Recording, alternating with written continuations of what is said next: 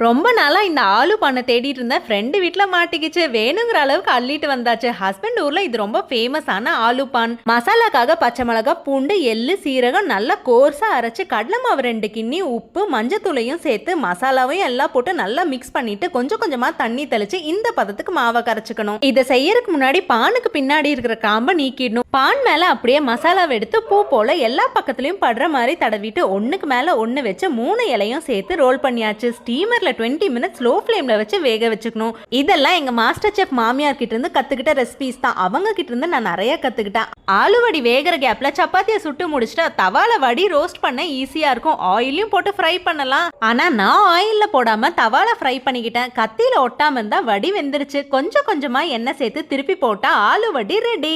இந்த வேலை இருந்தாலும் சின்னதா ஒரு பிளான் இருந்தா போதும். கஷ்டமே இல்லாம இஷ்டத்தோட பண்ணுவேன். கூட்டா குடும்பத்தோட உட்காந்து சாப்பிடும் போது நின்று சமைச்ச அலுப்பு கூட தெரியாது.